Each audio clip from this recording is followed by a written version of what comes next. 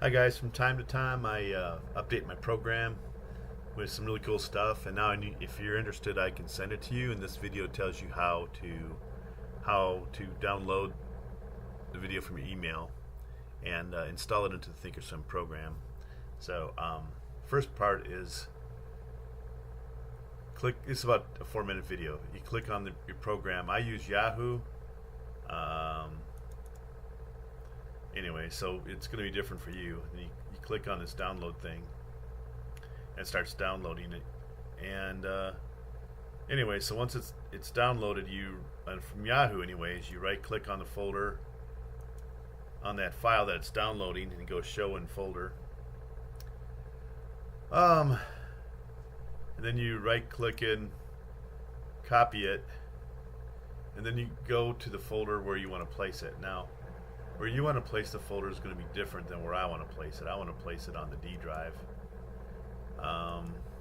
So just have to navigate over to where you want to keep it. I put mine in the stocks folder. So you should create a folder called stocks at minimum. And then where you put it's up to you. So I'm just navigating to where I put mine. And I right click and I go paste. And there it is. So the next step is to bring up your Thinkorswim program. You bring up your Thinkorswim program and you get something like this. You have to click on the top here, you have to click charts. Charts is what you click. It's a tab. And on this window down here, this ribbon up here, there's two little things that look like a time glass, or it's actually called a flask. There's that flask and that flask. The one you need is this one, and so you click on that and don't pay attention to that. Anyways, what you do next is you go import. So you import and you navigate to where you need to go.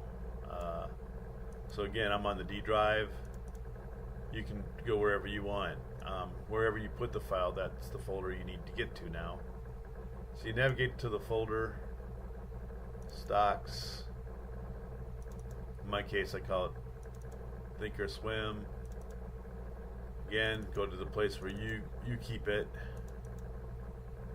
and then you click on that file. This is the one I'm doing now as an example only, and you go open.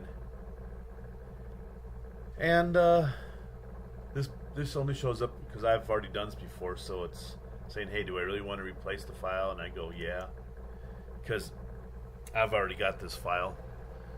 Now you have to scroll down till you find it.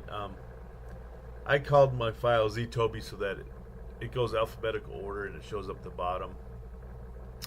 I wrote in lots of programs, and the one that I just downloaded was called this one.